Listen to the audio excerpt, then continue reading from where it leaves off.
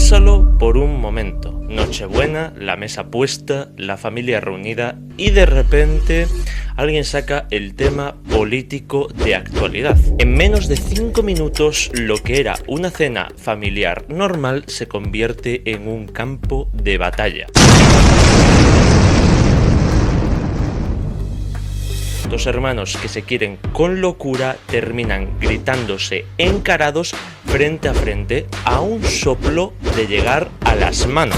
La pregunta es, ¿cómo hemos llegado a este punto de romper relaciones de sangre por defender a personas que ni siquiera conocemos? Muy fácil, existe una presión social brutal para que compres el pack completo. Parece que estás obligado a quedarte con el menú cerrado del partido de turno. Si defiendes la meritocracia, el libre mercado y la responsabilidad individual, la policía del pensamiento te llama fascista. Por el contrario, si dices que hay que apoyar al que se ha quedado atrás, te empaquetan en la caja del comunismo. La etiqueta fácil ha desplazado al pensamiento crítico y al debate. Pero lo más triste es nuestra inocencia. Nos creemos muy rebeldes defendiendo nuestros colores, sin darnos cuenta de que esa tensión social está diseñada al milímetro de manera intencional. Las masas divididas y enfadadas son masas predecibles, controlables y fáciles de pastorear por discursos populistas y demagógicos. Nos quieren separados porque la historia demuestra que cuando la humanidad deja a un lado la guerra ideológica, se une y mira hacia el mismo sitio, llegando a conseguir cosas increíbles. Pero la realidad es mucho más compleja. ¿Se puede defender el libre mercado y una bajada de impuestos y a la misma vez exigir una educación y una sanidad públicas de calidad? ¿Se puede pedir libertad absoluta para que el Estado no se meta en tu vida, pero esperar que la sociedad te rescate si fracasas? ¿Dónde termina el derecho a buscarte la vida y dónde empieza la responsabilidad con los demás? Hoy nos alejamos del mitin político. Vamos a desnudarnos ideológicamente en directo. Nos vamos a someter a un test de coordenadas políticas sin filtros y sin miedo a la cancelación. Veamos si somos tan coherentes como creemos respondiendo preguntas sobre economía, sociedad y Estado, o por el contrario, si este test saca nuestras propias contradicciones a la luz. Ponte cómodo porque en el episodio de hoy se vienen muchas curvas.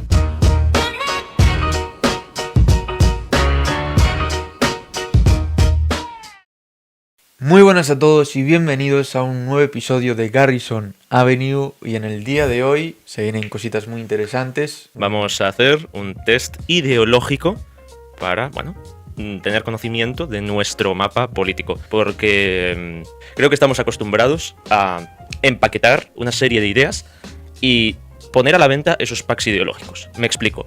Resulta que si te consideras de derechas, tienes que automáticamente estar a favor de los toros, ser monárquico, y no tiene absolutamente nada que ver. Ser o seguir una ideología de derechas significa estar a favor del liberalismo económico, más a favor del liberalismo económico. Eso no significa que, por lo tanto, tengas que ser efectivamente monárquico, tengas que estar a favor de los toros y que tengas que estar en contra de una sanidad y una educación públicas. Y por el contrario, lo mismo pasa con la gente que se considera de izquierdas. Resulta que hoy en día, si te consideras alguien de izquierdas, automáticamente tienes que estar a favor de la ideología de género, tienes que estar a favor de un intervencionismo extremo por parte del Estado en los mercados, y abogas por la igualdad de condiciones, cosa que no tiene nada que ver. Tener una ideología de izquierdas es aquella persona que aboga más por lo común que por lo individual. Una misma persona puede ser liberal en lo económico y en lo social puede ser muy conservadora y al contrario. Y lo más importante es que este test también lo podrá hacer la gente y podrá ver el resultado que posteriormente le ha salido, ya que luego vamos a enseñar nuestro mapa ideológico. El test tiene un total de 80 preguntas, ¿vale? Pero para este episodio hemos decidido seleccionar un total de 23, ¿no? Si no me equivoco. Más o menos. Más o menos, 23 preguntas, porque obviamente si queremos pararnos a comentarlas, a debatirlas, no da tiempo, y la idea es hacer un episodio corto y llevadero. Vamos a comentar 23 de ellas, pero por cubrir, en mi caso, yo voy a ir cubriendo las 80 preguntas. Y tienen un total de 5 respuestas. Totalmente en desacuerdo, neutro, neutral, de acuerdo o totalmente de acuerdo. En la descripción vais a tener las preguntas y podríais hacer el test. Bien, la primera de las preguntas es que las plataformas de medios sociales deben rendir cuentas cuando sus usuarios publican contenidos nocivos. ¿Qué opinión tenemos acerca de esto? Yo estoy totalmente en desacuerdo, porque el responsable de un mensaje es exclusivamente quien lo escribe y lo publica, no la empresa que proporciona al final el medio digital para publicar ese mensaje. Si se traslada la culpa pues a las plataformas, estas se verían obligadas a censurar constantemente, o más bien, en todo caso, preventivamente, cualquier contenido que pueda resultar mínimamente polémico. De hecho, lo hemos vivido durante muchos años, de manera muy reciente, y esto se ha empezado a corregir, todo hay que decirlo, a partir de 2024, finales de 2023. Las redes sociales, o sea, las empresas, censurarían de manera preventiva aquello que puede ser políticamente incorrecto para evitar sanciones por parte del gobierno. Y esto, como digo, destruiría la libertad de expresión en Internet. Y, por supuesto, la responsabilidad penal o civil debe recaer siempre sobre el autor del contenido y no sobre la herramienta. Es decir, yo escribo un insulto a alguien en Twitter, la culpa es mía, no del que inventó el teclado. Entonces, creo que va más por ahí. Sí, al final no podemos matar al mensajero por el contenido de la carta, ¿no? Sí. Al final, la consecuencia directa, y la dijiste tú bien, es que no es una red más limpia, sino una red absolutamente censurada. De forma que cualquier contenido, cualquier mensaje que sobrepase esa raya va a ser automáticamente censurado, eliminado. Cuestión 2. Las campañas de educación y concienciación dan mejores resultados que las leyes estrictas. Totalmente de acuerdo. Vale, yo estoy de acuerdo. Argumenta tu respuesta. Al final, yo esto no lo recuerdo del todo bien, pero sé que hay criminólogos que lo defienden. Creo que lo explica Vicente Garrido en su libro, de hecho. Pues aún estoy pendiente de leerlo, me lo dejaste, lleva más de un año conmigo. Que no termino de leer. Penas más duras no hacen que los delincuentes delincan menos. Porque ellos no ven, digamos, que no ven la pena final que se le va a imponer, sino únicamente miran la posibilidad de que sean pillados. Y bueno, es algo... Es una teoría muy interesante y que ahora lo estoy diciendo pues bueno a bote pronto, pero sí que existe una teoría fundada detrás de la misma. Y aparte, yo creo que las leyes estrictas pues cambian el comportamiento por miedo al castigo, y la educación cambia ese comportamiento por la convicción moral. Sí, por los valores de una persona. Hubo una cosa muy interesante que dijo Rafa en un episodio cuando le preguntamos acerca de si estaba a favor de la pena capital, y dijo, como jurista, en contra, como persona, a favor. Y él dice, porque hay que reconocer que si mañana llego a mi casa y me encuentro a mis padres como persona, yo quiero que se le aplique a quien lo hizo de una... Vamos, que quiero que caiga la pena más severa sobre él, o sobre ella, sobre quien sea. No me voy a parar a pensar de que el derecho penal es un derecho público y debe tener unas garantías, no sé qué. No me voy a parar a pensar eso. Entonces, efectivamente, yo comparto mucho esa visión de Rafa. Como jurista, estoy en contra de la pena capital, por eso que expone Vicente Garrido, por eso que acabas de exponer tú, pero como persona... Estoy a favor. De todos modos, tú dijiste totalmente de acuerdo. Yo digo de acuerdo, simple y llanamente, que es una de las opciones que tiene efectivamente el test. Porque creo que la imposición de leyes restrictivas, como bien dices, suele generar el efecto contrario. rechazo, picaresca y formas de eludir la norma. Los españoles somos expertos en eso. En cambio, informar y apelar a la responsabilidad individual de las personas, pues ofrece resultados mucho más sólidos, sobre todo a largo plazo, ¿vale? Porque se consigue un tema de educación, un tema de implantación de valores progresivamente. Entonces una sociedad funciona mejor cuando sus ciudadanos actúan con civismo, por convicción y conocimiento de las consecuencias y no por el miedo constante a la sanción del Estado. Ahora bien, depende. Yo entiendo esta pregunta como que son campañas de educación tipo de educación y no de adoctrinamiento, ¿vale? Que es muy distinto. No estoy a favor de meterme en determinados valores que deberían estar más en la selección libre de cada cual. Por eso puse de acuerdo. Más que nada por darle ese matiz, porque depende de lo que entiendas tú por campañas de concienciación y educación, sobre todo concienciación. Una cosa es la educación, otra cosa es la concienciación, porque solemos entender mal esa palabra. Otra pregunta que está relacionada con esta que hemos dicho, y es que cualquier tipo de prohibición tiende a crear mercados paralelos en los que la regulación es imposible. Uh-huh. Supongo que estaremos plenamente de acuerdo aquí. Totalmente de acuerdo. Básicamente, como ya se ha dicho mil y una veces, pues pasó con la ley seca en los años 20 Uh-huh. y ocurre con cualquier intento moderno de intervencionismo en la economía. Sí, porque cuando existe demanda de un bien o servicio, como bien acabas de decir, la prohibición por decreto no hace que esa actividad desaparezca, simplemente la saca de la legalidad. Entonces, al prohibir una actividad, el mercado se desplaza hacia la clandestinidad y hacia la economía sumergida. Entonces, el control es absolutamente imposible y las transacciones se vuelven opacas y los usuarios quedan totalmente desprotegidos, porque es un mercado negro, un mercado que no, en el que no hay ley, es literalmente una jungla.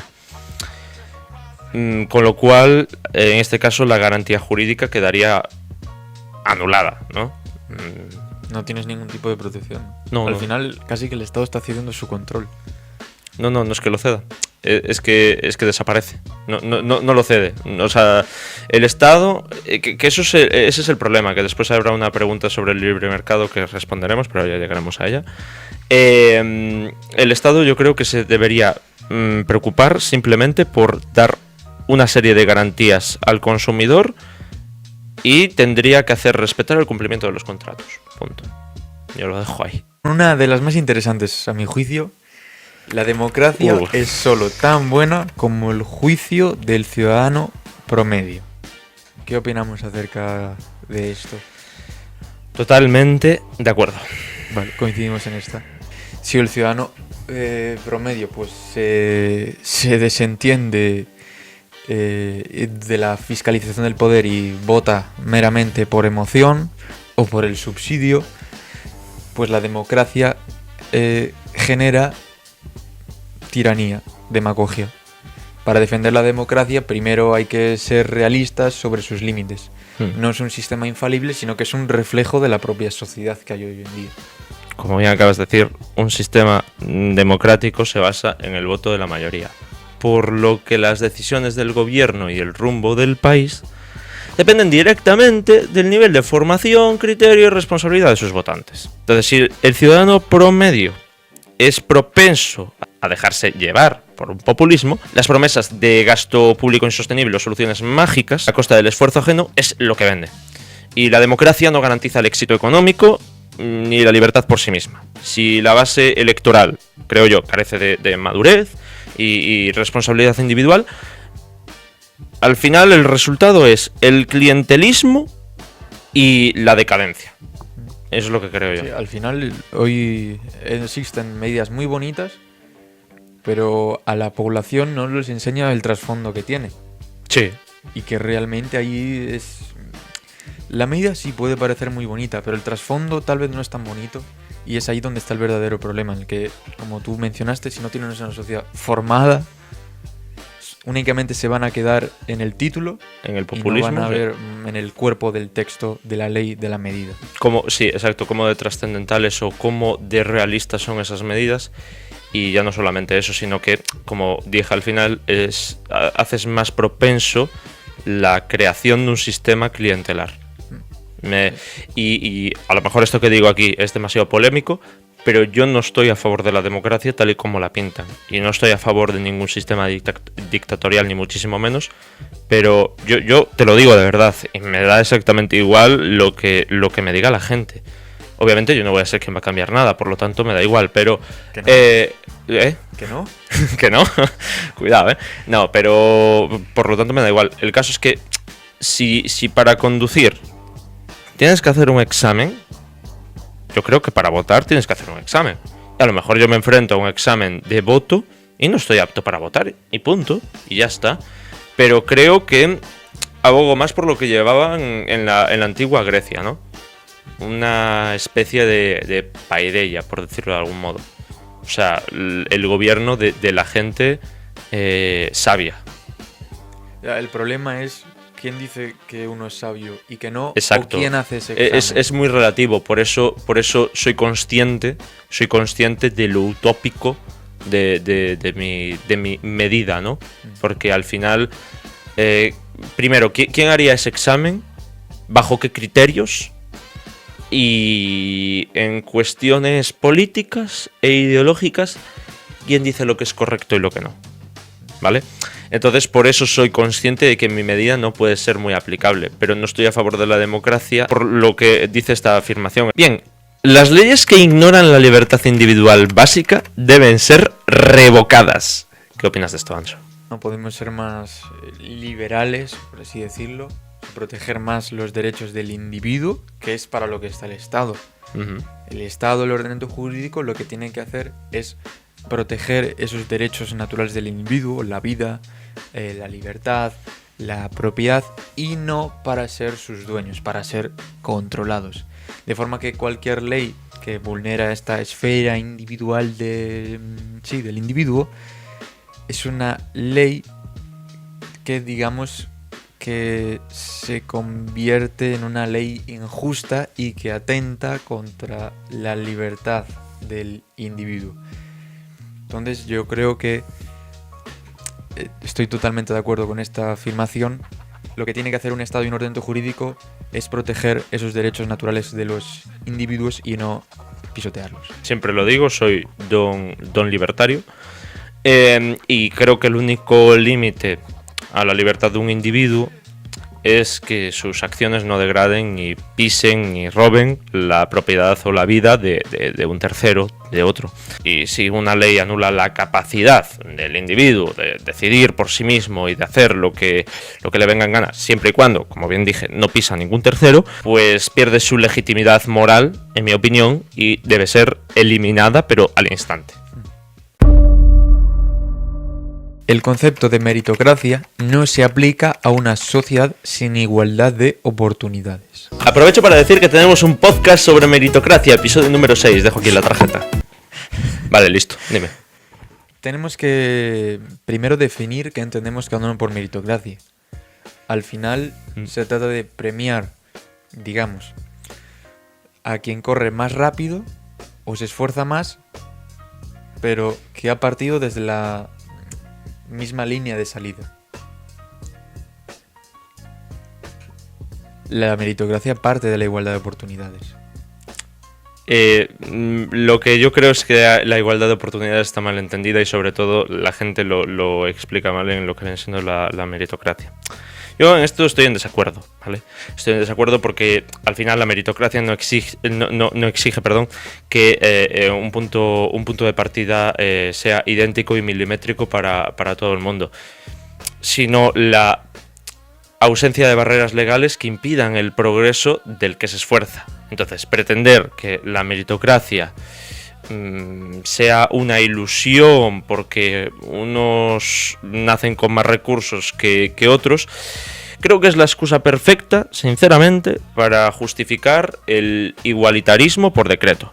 Y el mérito, en mi opinión, reside realmente en la capacidad de superación individual. El sistema debe garantizar, eso sí, unas reglas de juego limpias y que cualquiera, a través de su lomo, doblando sus costillas, su talento y su iniciativa pueda subir peldaños. Y medir la meritocracia por la igualdad de origen es ignorar el valor del esfuerzo personal como motor de ascenso social. Ahora bien, eso no significa que el sistema no sea perverso, porque no deja de estar creado por humanos, y que a veces pues no tengas que utilizar métodos no tan limpios para no quedarte atrás, porque tampoco vas a ser subnormal, básicamente. Al final también entramos en cómo podemos medir esa meritocracia. Que tal vez lo mejor sea compararte contigo mismo, o teniendo en cuenta tu punto de partida, pues hasta dónde has llegado, y no compararte con el resto de los demás. Porque cada uno pues dijiste bien que cada uno pues tiene un punto de partida diferente, y obviamente es una ilusión, es algo utópico que todos salgamos del mismo punto sitio de partida. Pero cada uno debe valorar lo que ha hecho, no teniendo en cuenta lo que han hecho los demás, sino teniendo en cuenta de dónde ha partido y lo que ha hecho para llegar hasta donde está ahora. Claro, el problema es que aquí también se junta un componente envidioso. El humano es envidioso, punto. No pasa nada, o sea, es lo que hay, es una condición humana. Y creo que lo peor que puedes hacer y lo que más te bloquea en cuanto al progreso en tu vida es fijarte en qué está haciendo el de al lado o qué tiene el de al lado que tú no tienes. Preocúpate, tío, por salir adelante, por conseguir cosas por tus medios, por tu esfuerzo. Utiliza tus estrategias y deja de preocuparte tanto por lo que hacen los demás, porque si actúan mal, creo que debemos empezar a ser fiel creyentes que el tiempo acaba poniendo a cada uno en su sitio. Acaba poniendo a cada uno en su sitio y de alguna forma u otra, ya sea con amor, con dinero, con lo que sea, acaba premiando al que hizo las cosas bien. Honestamente. Al final lo que tenemos claro es que debe haber un mínimo accesible para todos y unas leyes del juego que sean justas, sí, e igualitarias para todos. Un mínimo accesible para todo el que haga unos mínimos. Porque es muy bonito hablar de derechos, pero hay unos deberes, amigo. Y yo ya digo que creo que el que no trabaja y el que es un puto vago debería morirse de hambre. Me da igual. Grabar a los ricos es lo mínimo que podemos hacer para igualar las condiciones. Totalmente en desacuerdo. Aquí la compartimos. ¿Por qué? Al final estás castigando el éxito, el trabajo duro, la visión a largo plazo, bajo un pretexto de igualar las condiciones. Que tal vez esto no enriquece a los desfavorecidos, sino que solo empobrece la ciudadanía de un país, haciendo que se vaya la gente más productiva del mismo. Muy cierto. A ver, a veces ya no es cuestión de producción, ¿vale? Porque aquí vamos a poner los puntos sobre las sillas. Pero vamos a partir de una premisa básica. Utilizar la fiscalidad con un fin puramente extractivo para igualar condiciones no es justicia, como bien dices. Es castigar y confiscar el capital legítimamente ganado, ya bien sea mediante esfuerzo o mediante una herencia, que es igualmente legítimo. Y los impuestos deben servir para financiar las funciones esenciales del Estado, no para hacer ingeniería social ni para alimentar la envidia colectivista. Eso es lo que yo creo. Entonces, cuando el Estado asfixia a los que más generan, lo único que consigue es ahuyentar la inversión, desincentivar la creación, que es lo que decíamos en el anterior podcast, y destruir el empleo. Entonces, las condiciones se igualan facilitando que la gente prospere y cree riqueza, no empobreciendo a los que han tenido éxito o han conseguido un cierto capital a través de una herencia o de lo que sea, siempre y cuando sea un medio lícito, para redistribuir las migajas. Es que tú no estás ni repartiendo riqueza, estás redistribuyendo las migajas. Tú tienes que precisamente limitarte a, ya no digo poner beneficios, digo no poner cargas. Ya no digo beneficiar, digo no poner cargas, o sea, no meterte. Simplemente no desincentivar la creación y la generación de riqueza. Punto. Y luego ya podemos entrar en cuestiones que, a ver, cómo distribuyes esa riqueza, que ahí ya es terreno pantanoso. Sí, es que para mí, ¿qué es redistribuir la riqueza? Es que ¿qué criterios usas para redistribuir la riqueza? Ahí es donde hablamos de medidas populistas. Literalmente, la democracia es solo tan buena como el juicio de su ciudadano promedio. Esta a mí me pareció Muy interesante difícil de plantear, responder. sí. No es necesario un salario mínimo en una economía próspera. Yo estoy... es que, te digo, totalmente de acuerdo como... desde una mentalidad más económica, ¿no? Pero de acuerdo, simplemente desde una mentalidad moral, ¿no? Es que al final sabemos que posturas liberales defienden que lo único que hace el gobierno, o sea, lo único que hace el gobierno al establecer un salario mínimo, pues es expulsar, digamos, del mercado del empleo a los jóvenes y a las personas menos cualificadas. De forma que haríamos que el propio, digamos, mercado de empleo, por llamarlo de una forma, se regulara por sí mismo. Uh-huh.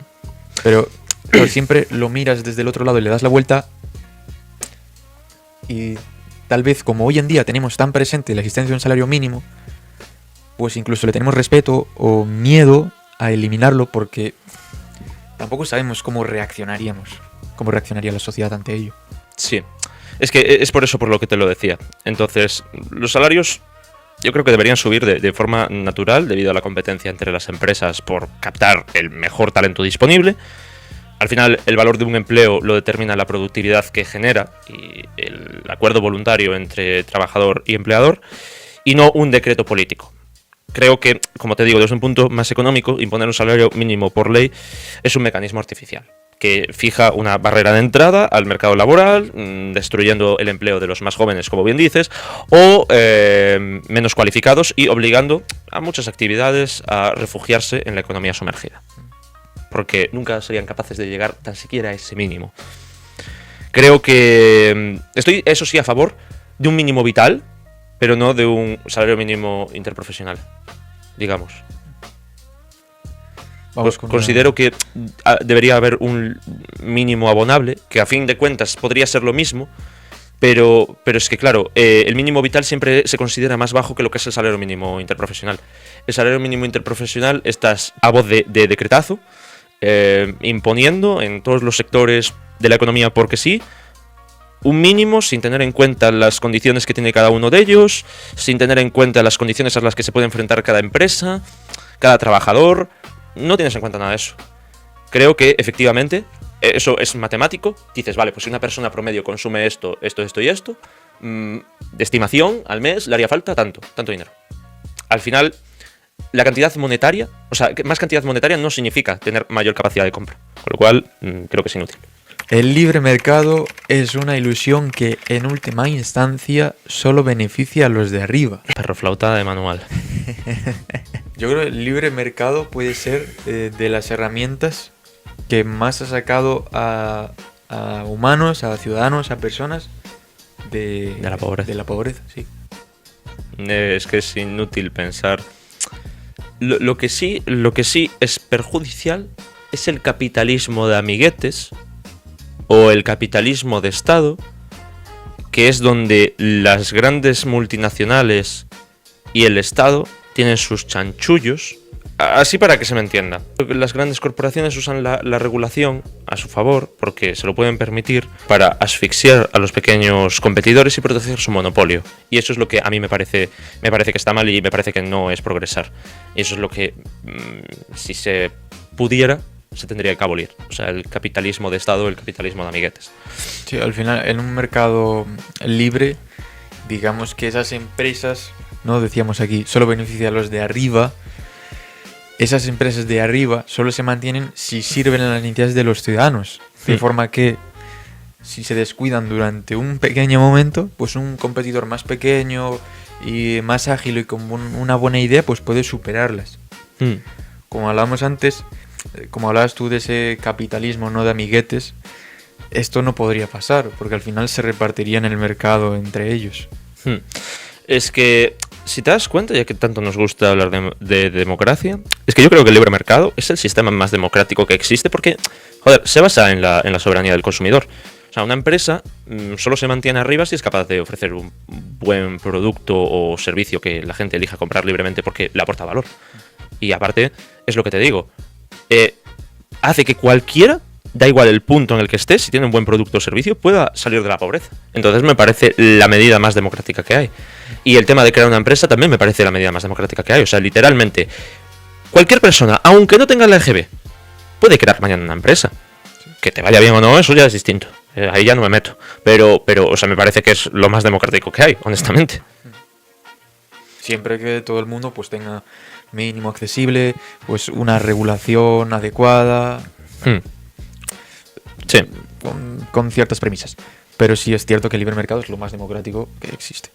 Los individuos deben ser responsables de planificar su propia jubilación sin esperar ninguna ayuda del gobierno. ¿Qué opinas, Ansu? En desacuerdo. ¿En desacuerdo? Sí. Vale. Pero te voy a decir por qué. No, sí, por eso estoy esperando. Porque es cierto que cada uno pues debe vigilar, debe prepararse para el día de su jubilación, pues tener ese capital suficiente para sobrevivir a ella, pero es cierto que existe gente que no es capaz, existen personas que no son capaces de gestionar su capital, su dinero a lo largo de su vida, de tal forma de llegar a esa edad de pues un poquito más de 65 años, cada vez ir aumentando, con capital suficiente para sobrevivir durante la misma. Uh-huh.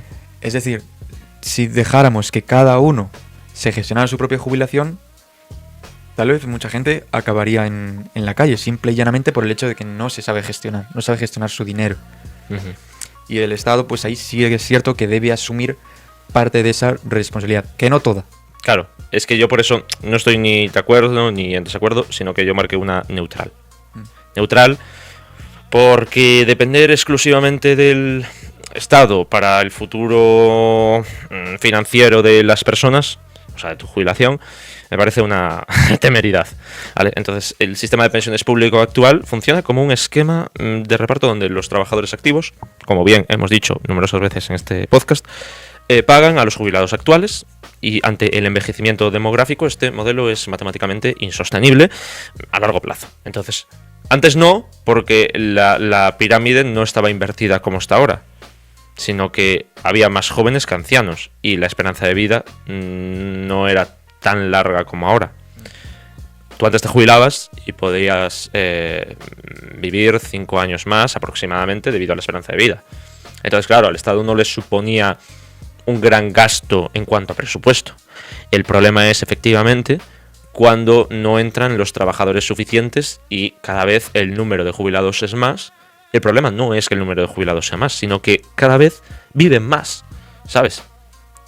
Digo problema, no porque quiera mandarlos a todos a la caja de pino, sino digo problema porque, claro, eso es mucha gente que tiene que comer de algo.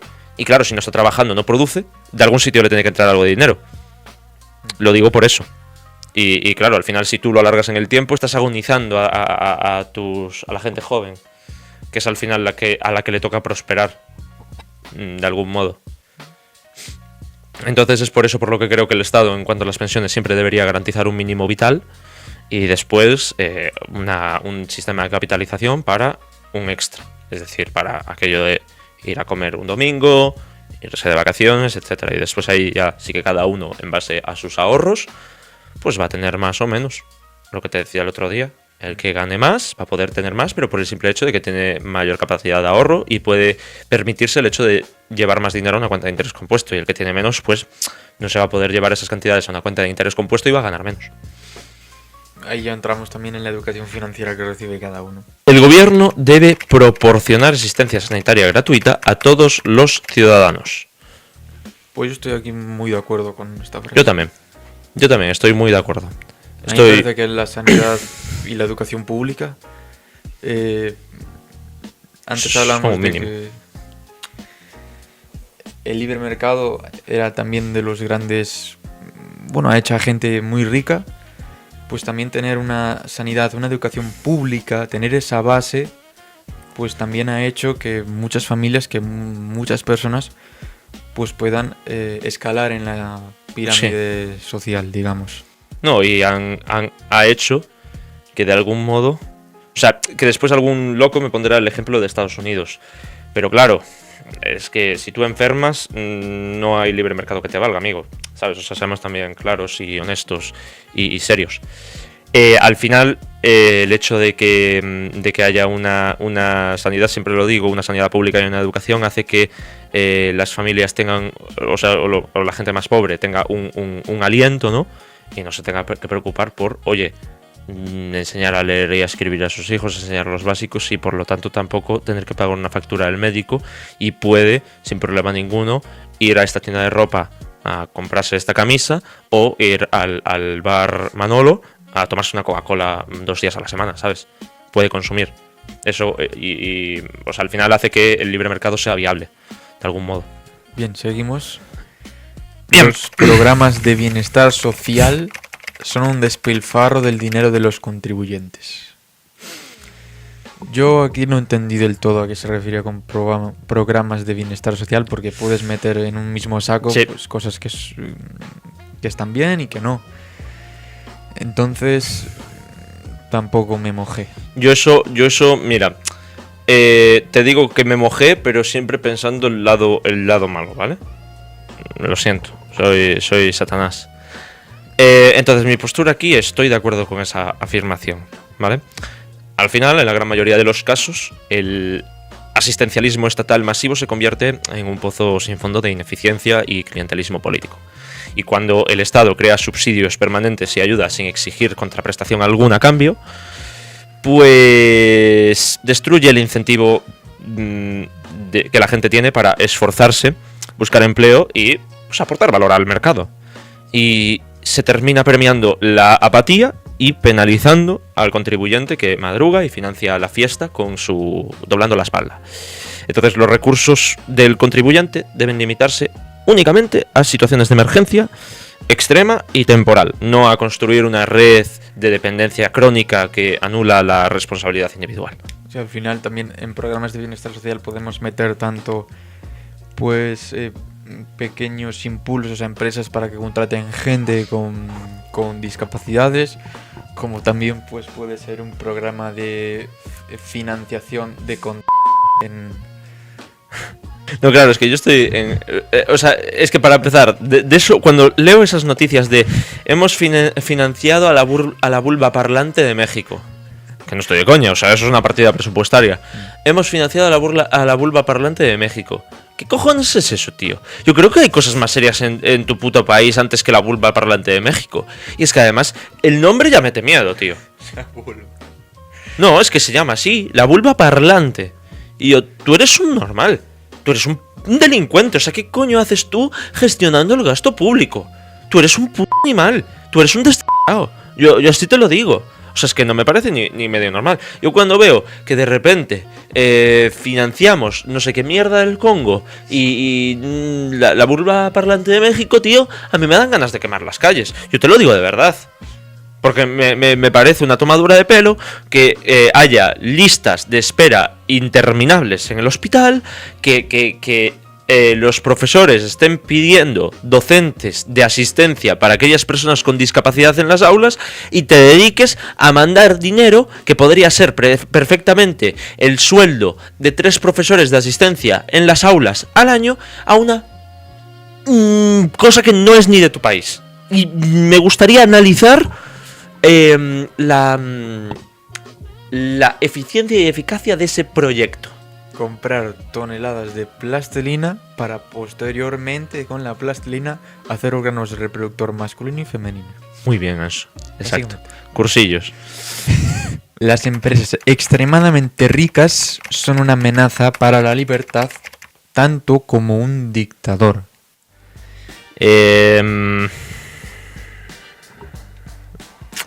Mi postura es totalmente en desacuerdo. Comparar una gran empresa con un dictador es una soberana soplapollez.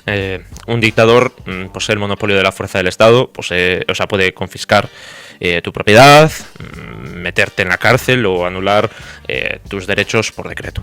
Una empresa, por muy multinacional o rica que sea, no tiene ese poder coactivo que tiene un dictador sobre ti. Y solo obtiene tu dinero, si tú lo decides, de forma totalmente voluntaria, en la que tú compras su producto o servicio porque te aporta valor, porque quieres, porque te gusta. Y si una gran compañía abusa, entonces el consumidor la castiga dejando de comprar o directamente la competencia la expulsa. Entonces la única forma en que una empresa pueda volverse peligrosa es cuando salía con el poder político para conseguir regulaciones a dedo que asfixien el mercado libre. Es lo que decíamos antes. Del resto, esta afirmación ya me parece una soplapollez de entrada. Pues yo he dicho de acuerdo y por esto último que has dicho. El problema es cuando salía esta gran empresa con amiguitos del gobierno para crear regulaciones específicas a su medida. También hay que tener en cuenta que sabemos que existen fondos que tienen parte de países y esos fondos, pues,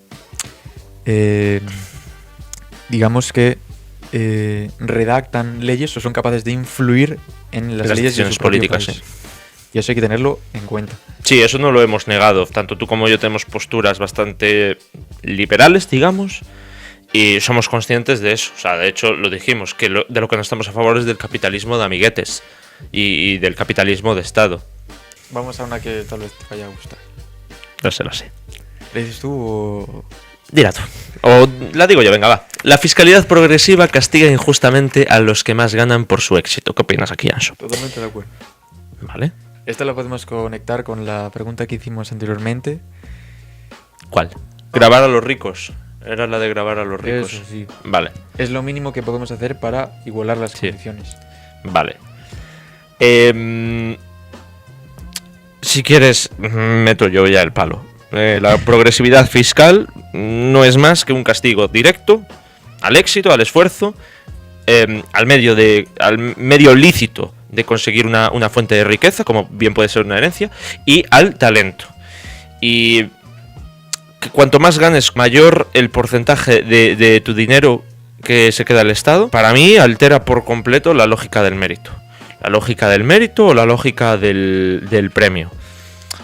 Y una cosa es que quien gane más aporte cuantitativamente más al sostenimiento de los servicios básicos, lo cual ya ocurre con un tipo impositivo fijo o plano, pero bueno. Y otra cosa muy distinta es penalizar el crecimiento a sabiendas de los tramos porcentuales de una forma asfixiante. Entonces, lo único que consigue este hachazo fiscal es desincentivar que la gente productiva quiera prosperar, invertir o echar más horas en el trabajo, ya que el Estado se convierte en el socio mayoritario de su esfuerzo sin arriesgar absolutamente nada. Algo que venimos repitiendo desde 5 podcasts atrás. Cuanto más te esfuerzas, más trabajas, más aportas a la sociedad, mayor es el porcentaje de tu trabajo que el Estado te confisca. Por supuesto. Al final, lo que estás haciendo con eso es penalizar el mérito y destruyendo los incentivos para seguir trabajando, seguir creciendo, seguir innovando.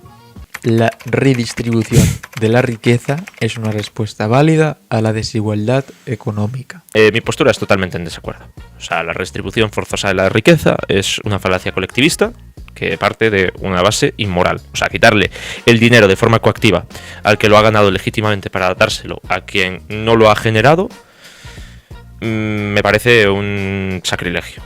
Dicho lo cual, la desigualdad económica en un mercado libre no es un problema en sí misma, sino que es el reflejo de que las personas tienen diferentes capacidades, niveles de esfuerzo, capacidades de asumir riesgo y aportar valor a la sociedad. Entonces, intentar igualar los resultados por decreto mediante la ingeniería fiscal no soluciona la pobreza, en mi opinión, solo destruye los incentivos para crear riqueza, ahuyenta el capital y pues se dedica a repartir la miseria. Lo que decíamos antes, reparte migajas, es que no reparte ni riqueza. Y la única igualdad justa es la igualdad ante la ley, en mi opinión. Y estás creando de esa forma, mediante esos subsidios, por redes clientelares.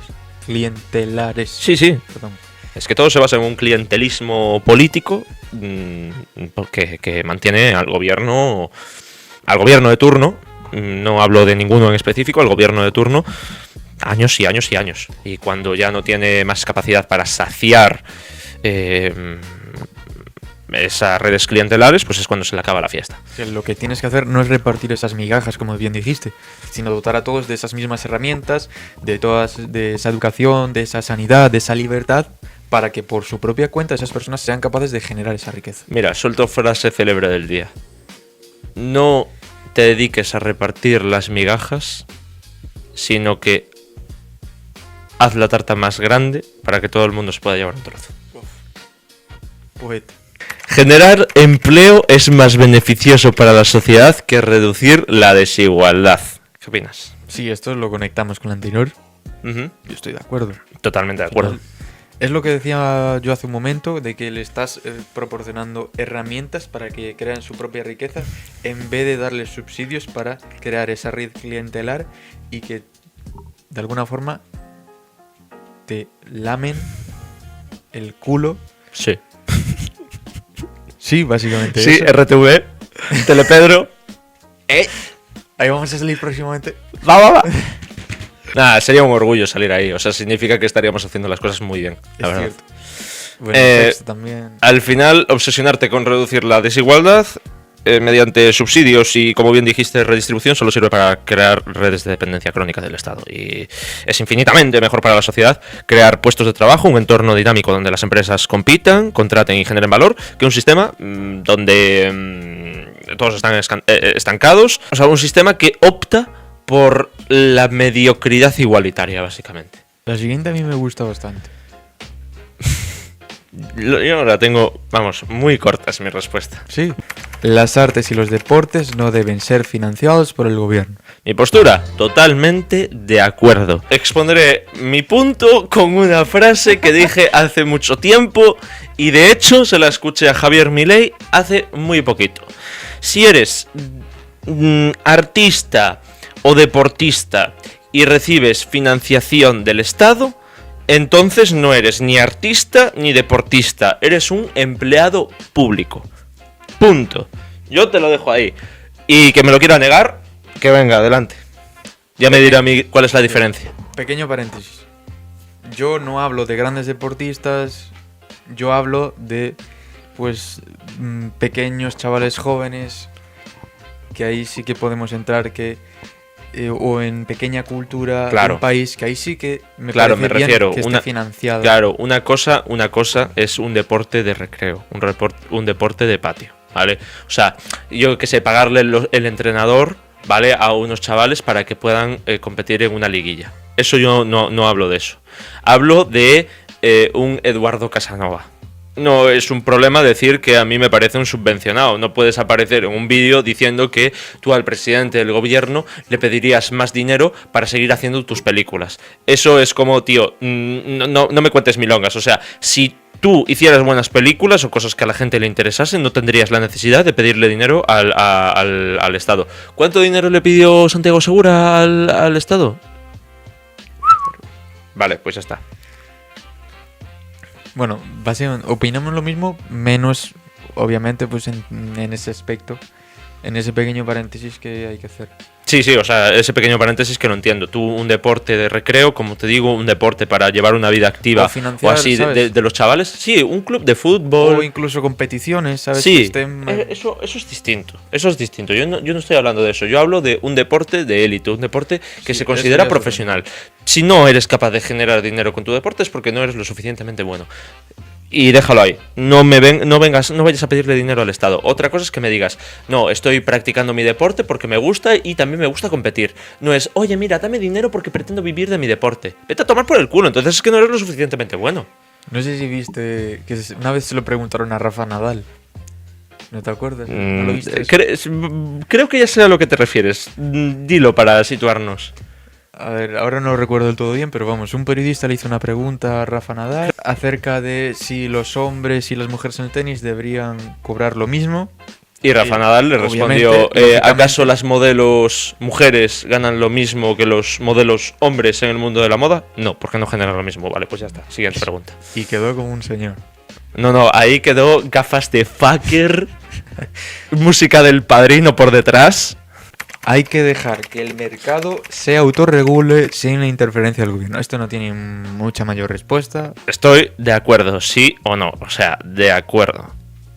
Libre mercado, amigo. Obviamente con matices. Obviamente, lo que decía antes, al final la única intervención para mí legítima del Estado debe ser la de actuar como un árbitro neutral que garantice seguridad jurídica, la propiedad privada y el cumplimiento de los contratos, sin meterse nunca en dirigir la economía, porque al final es cuando, precisamente lo hablábamos antes, se crean mercados secundarios, me encarecen el precio de las cosas y demás consecuencias que ya sabemos. Vamos, fijando precios lo único que vas a hacer es empeorar el problema original. Sí. No tiene mucho más recorrido esta pregunta, ya la hemos respondido varias veces. Los que pueden pagar deben tener acceso a una educación mejor. Esta te parecía interesante, me la marcaste tú. Sí. Porque... es que es difícil de responder, me parece difícil de responder. Yo creo Pero que... finalmente marqué que estoy de acuerdo. ¿Pero estás de acuerdo que los que pueden pagar deben tener acceso a una educación mejor? Sí, al final... hablamos de lo que... Esto ya entramos en el episodio que hicimos del sector público y el sector privado. El sector público lo que debe hacer es garantizar un mínimo viable, y luego el sector privado lo que debe hacer es potenciar todos estos sectores y llevarlos a un mayor nivel. Bueno, O sea, ¿estarías diciendo que la universalidad es incompatible con la calidad? no es de todo así.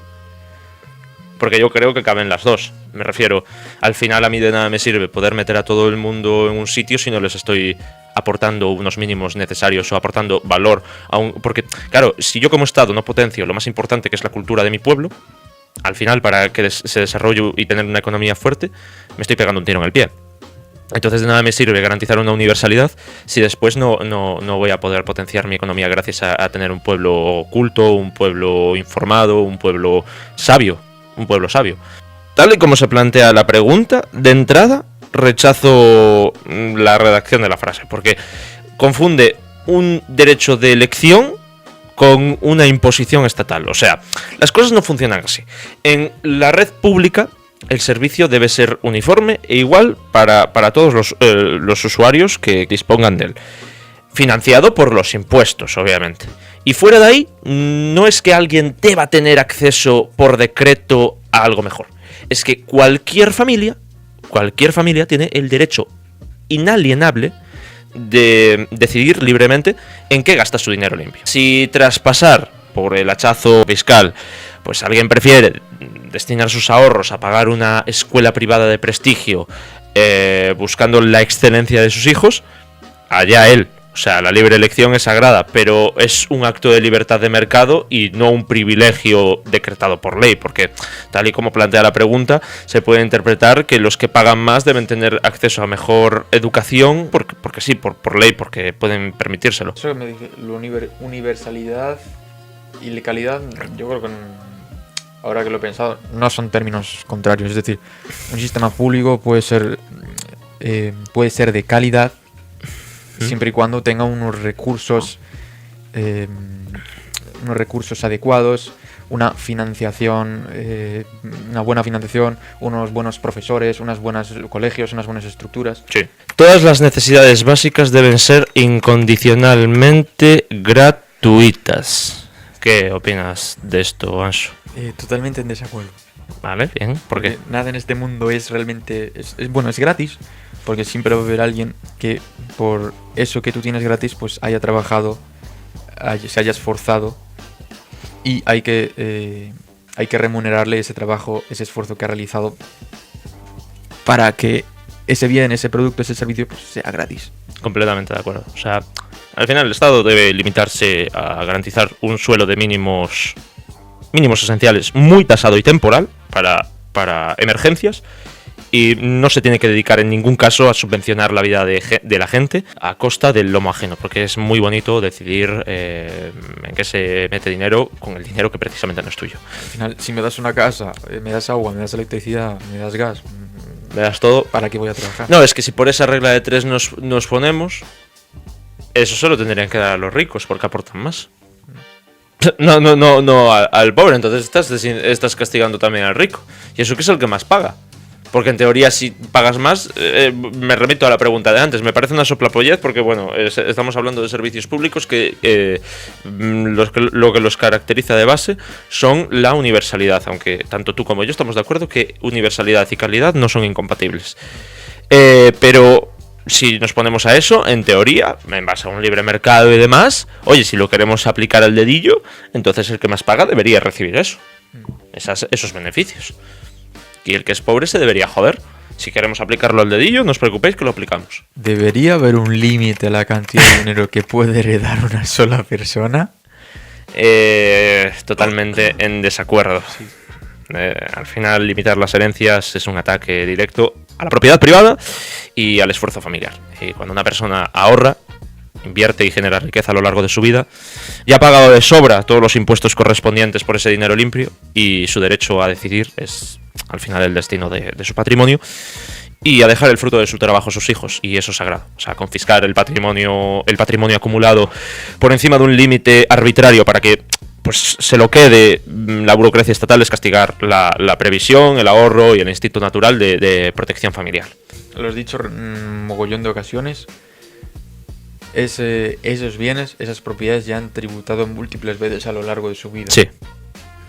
Es una subnormalidad muy bárbara, que algo que ya ha pagado impuestos durante toda su vida útil, digámoslo así. Hombre, no, durante toda su vida, porque toda su vida útil es que va para el desguace tan pronto deja de valer. El caso es algo que ha pagado impuestos durante toda la vida, no debería volver a pagar impuestos, porque sí, eso es una gilipollez. Y ahí es donde hablábamos el otro día de la doble imposición, lo hablamos con Joel en el episodio del sistema laboral, etc. El servicio militar debería ser obligatorio. Yo estoy en desacuerdo. ¿Estás en desacuerdo? Aquí chocamos, ¿eh? Tal y como se planteó en España, no me parece un error. El servicio militar yo creo que debe ser opcional, pero que obviamente debe tener pues sus beneficios, porque si no nadie iría. Pero de alguna manera, si lo impones de manera obligatoria, le estás obligando a alguien a ir en contra de su voluntad y a parar su vida completamente, su carrera profesional, sus estudios, para hacer no se sabe qué. Vale. Te comento. Tal y como se planteó en España. Claro. Ahí vamos con el matiz. No puede ser a costa de hacer que una persona paralice su vida al completo, ¿vale? Se debería plantear de una forma, para mí debería ser obligatorio, planteado de una forma tal en la que una persona no tenga la necesidad de paralizar toda su vida. Considero que debería ser obligatorio. Totalmente de acuerdo.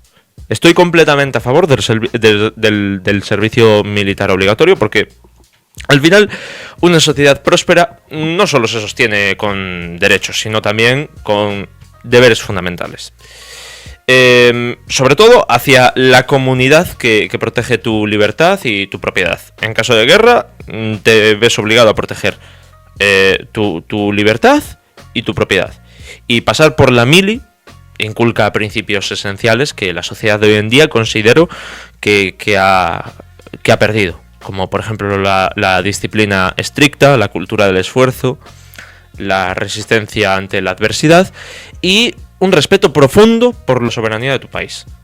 Eso es lo que yo creo y por lo que yo la pondría obligatoria. Obviamente con el matiz ese de sin la necesidad de que una persona tenga que paralizar al completo toda su vida por estar en el servicio militar. Yo creo que la estás idealizando demasiado. Es decir, no vas allá por amor a la patria. No, ya lo sé. En la defensa de la patria lo debes de hacer de manera voluntaria porque amas a tu país. Ya lo sé. Y no por imposición. Ya lo sé, pero si mañana hay una guerra, ¿a qué tú vas a querer que defenderte? Y entonces ahí vas a amar mucho tu país. No vas a querer que te metan un petardo en tu casa, ¿sabes? Es una cuestión, y también una cuestión de valores, otra cultura, otros conocimientos. No vas en contra de tu voluntad al instituto. Bueno, ¿y por qué no ir a la mili? A aprender otras cosas que no creo que no sean importantes. Lo estás idealizando. Yo creo que la mili, la mayoría de la gente las pasó lo vas a censurar, pero las pasó putas. No lo voy a censurar. Quería Las que soltaras pasó alguna putas. palabrota. ¡Las pasó putas! Dilo de nuevo. Las pasó putas. Porque eso era, por lo que yo tengo entendido y múltiples historias he escuchado, era una maldita jungla. Por lo menos aquí. Sí, pero mi padre, por ejemplo... A ver, también voy a decir una cosa, ¿eh? Mi padre era chofer en la mili. O sea, porque no sé cómo consiguió el puesto, por sus estudios o lo que sea, era chofer en la mili. O sea, vivía de puta madre, tenía una garita privada, etcétera. Con lo cual no tengo el mejor ejemplo en casa para poder presumir de este tipo de valores, digamos que... eso sí, me decía una cosa. Al margen de que fuera chofer, aprendías disciplina y aprendías a valorar los servicios de seguridad. Y que lo que yo digo, la última frase, que la seguridad de un país no cae del cielo. Y llega a un punto que, aunque se quiera evitar, nadie está libre. Y lo tenemos para muestra un botón actualmente, vamos, no hace falta ni decirlo, que nadie está libre de una guerra. Y creo que no está de más el hecho de tener a tus ciudadanos formados para proteger lo que es suyo. El estado tal, o sea, el país tal y como lo yo creo conocemos. que tal y como se planteó en España fue un error. Yo no trataría de, o sea, no se trata de idealizarlo tampoco. No, yo sé que es duro, yo sé que es, o sea, algo que no te apetece. Y de hecho sé que, o sea, tengo ejemplos de gente que muy joven, 18 años, que se, o sea, tuvo hijos aposta para librarse del servicio militar obligatorio. Y eso es una puta satanada. O sea, entre tú y yo.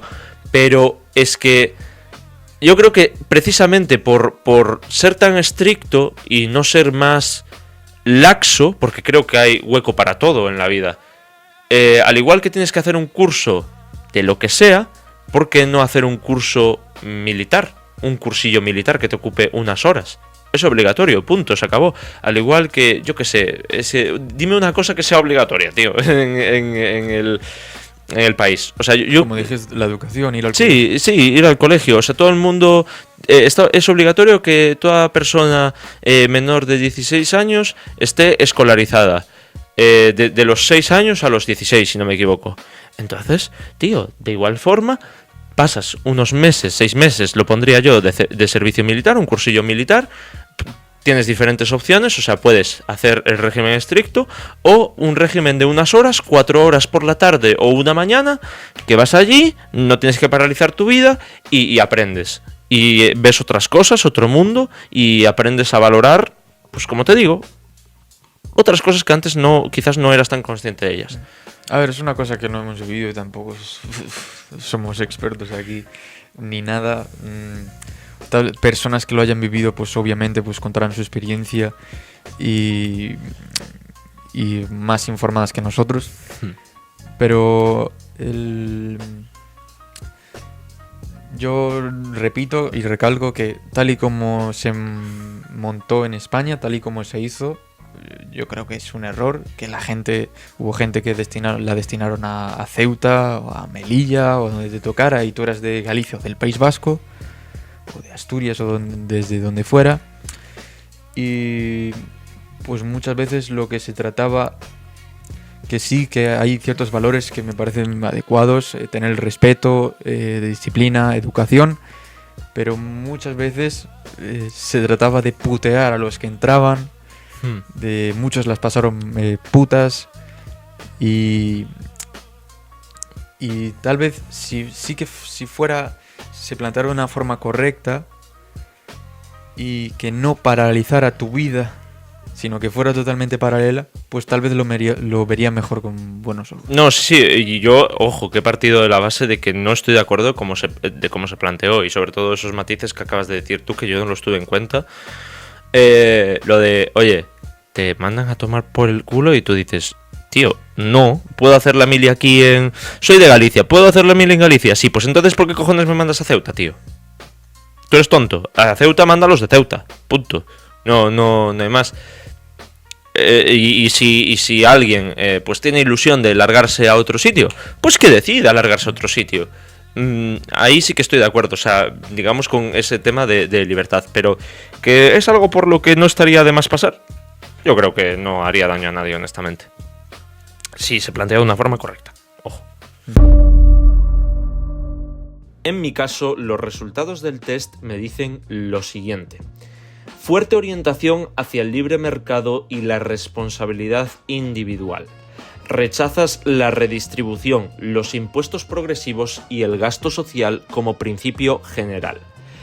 La excepción notable es tu apoyo a la sanidad pública universal y a la vivienda o educación como prioridades del Estado, lo que revela un pragmatismo selectivo. No eres un liberal económico puro, sino alguien que acepta la intervención estatal en bienes que consideras esenciales, pero rechaza el igualitarismo como fin en sí mismo.